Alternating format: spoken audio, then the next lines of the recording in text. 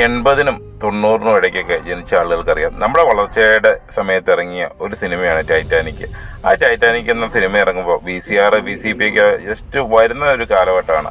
ആ സമയത്തൊക്കെ എന്ന് പറഞ്ഞിട്ടുണ്ടെങ്കിൽ ഈ സിനിമയിൽ അല്ലെങ്കിൽ പിള്ളേർക്ക് കാണാൻ കൊള്ളില്ലാത്ത കുറച്ച് ഭാഗങ്ങളൊക്കെ ഉണ്ടായെന്ന് പറഞ്ഞത് നമ്മളെ വീട്ടിലെ നമ്മുടെ കാരണവന്മാർ മുതിർന്ന ആൾക്കാരൊക്കെ ചെയ്യുന്ന എന്തായിരുന്നു, ആദ്യം അവർ ആ സിനിമ കണ്ടു തുടങ്ങിയിട്ട് അവർക്ക് അതിൻ്റെ കൊള്ളില്ലാത്ത കാര്യങ്ങൾ വരുമ്പോൾ നമ്മളെ ഒന്നെങ്കിൽ കാണിക്കാതിരിക്കുക, അല്ലെങ്കിൽ ആ TV റിമോട്ട് വെച്ച് ഓടിച്ചു വിടുക, അങ്ങനെയുള്ള എന്തെങ്കിലുമൊക്കെ കാര്യങ്ങൾ കാണിച്ചുകൊണ്ടിരുന്നതാണ്. അതായത് പിള്ളേർക്ക് നല്ല കാര്യങ്ങൾ മാത്രം കാണിച്ചു കൊടുക്കുന്ന ഒരു സമൂഹമായിരുന്നു 80-ഉം 90-ഉം കാലഘട്ടത്തിൽ വളർന്നു വന്നുകൊണ്ടിരുന്ന പിള്ളേരുടെ ആ തലമുറ എന്ന് പറഞ്ഞാൽ. പക്ഷേ ഇന്നത്തെ തലമുറയെ നമ്മളൊന്ന് ആലോചിച്ച് നോക്കിയാൽ ഇന്നത്തെ തലമുറയിൽ ഒരു റെസ്ട്രിക്ഷൻസും ഇല്ല.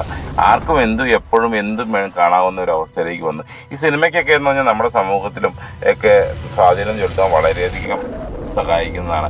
കാരണം നമ്മുടെ സ്വാതന്ത്ര്യ സമരമാണെങ്കിലും സാമൂഹ്യ പരിഷ്കരണത്തിനൊക്കെ ആണെങ്കിലും സിനിമകളൊക്കെ എന്ന് പറഞ്ഞിട്ടുണ്ടെങ്കിൽ വളരെയധികം സ്വാധീനം ചെലുത്തിയിട്ടുണ്ടെന്ന് നമ്മൾ വായിക്കുമ്പോഴും പുസ്തകങ്ങൾ വായിക്കുമ്പോഴും ഒക്കെ നമുക്ക് മനസ്സിലാവും.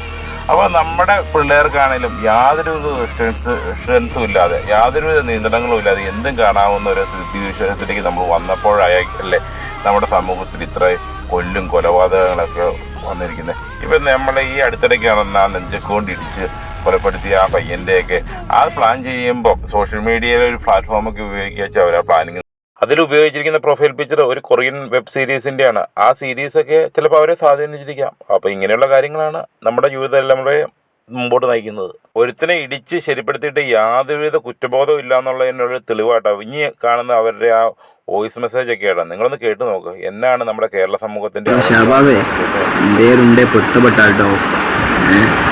ഞാൻ എന്നോട് കുറേ പറഞ്ഞല്ലേ മോനെ, ഞങ്ങൾ ചുറക്ക് നിൽക്കില്ല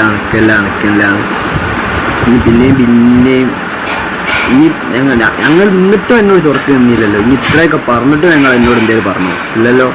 ഈ മുകളിൽ അയച്ച മെസ്സേജ് കൊടുക്കും, ഞാൻ എന്നോട് നല്ലോണല്ലേ പറഞ്ഞത്. പിന്നെ എന്നോട് ഞങ്ങൾ ചൊറ ഒഴിവാക്കാനായിട്ട് ഒഴിവാക്കി പോകുമ്പോൾ ഇനി പിന്നെയും വന്നതാണ്. പിന്നെ ഒന്നേത്തെ പ്രശ്നം ഞങ്ങളാരും മനസ്സിൽ പോലും വിചാരിച്ചില്ല. ഒരിക്കലും നിങ്ങൾ ഇങ്ങനെ ഒരു പ്രശ്നം ഉണ്ടാവും പ്രതീക്ഷിച്ചില്ല. ഞങ്ങൾ ട്യൂഷനും കഴിഞ്ഞ് വരികയാണ്.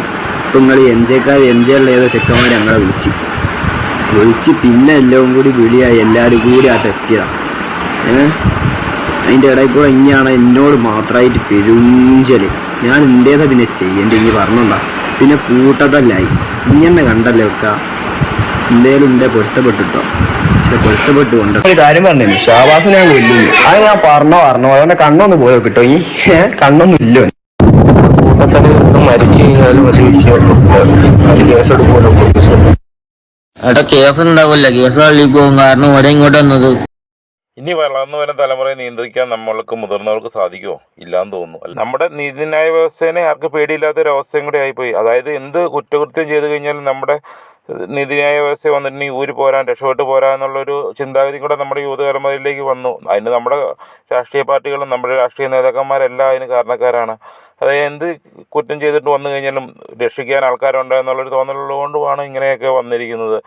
അപ്പം ഇവരിഞ്ഞി പരീക്ഷ എഴുതാൻ വേണ്ടി അവർക്ക് അവസരം കൊടുത്തിട്ടുണ്ട്. ഇനി കുറച്ച് കഴിയുമ്പോൾ പറയും ഇത്രയും മാനസിക സംഘർഷം അനുഭവിക്കുന്ന സമയത്ത് അവർ പരീക്ഷ എഴുതുകയാണ്, എന്നിട്ട് അവർ നല്ല രീതിയിൽ പാസ്സായി, അവർക്കൊക്കെ പഠിക്കാനുള്ള എല്ലാ വർഷവും എല്ലാവിധ സാഹചര്യങ്ങളും ഒരുക്കി കൊടുക്കണം എന്നൊക്കെ പറഞ്ഞുകൊണ്ട് ഇനിയും നമ്മുടെ സമൂഹം വരും. അപ്പോൾ സ്വാഭാവികമായിട്ട് തന്നെ ബാക്കി ഇത് കണ്ടുകൊണ്ട് നിൽക്കുന്ന ബാക്കി ആൾക്കാർക്ക് ഒരു പ്രചോദനമാവും. അങ്ങനെ പ്രചോദനമായി വരുമ്പോഴേക്കും കേരളത്തിൽ ഇനി ഇതുപോലെയുള്ള കൊലപാതകങ്ങളും കൂട്ടബലാത്സംഗങ്ങളും കുരുതികളും വീണ്ടും ഉണ്ടാവും എന്നുള്ള കാര്യത്തിൽ യാതൊരു സംശയമില്ല. നമ്മുടെ നിയമങ്ങൾ സ്ട്രോങ് ആക്കുക. നിയമങ്ങൾ ഉണ്ടാകുന്നതിന് നല്ല സ്ട്രോങ് ആയി കഴിഞ്ഞിട്ട് തന്നെ ആൾക്കാർ പേടിച്ചിട്ട് പിന്നെ ഈ കുറ്റകൃത്യങ്ങൾ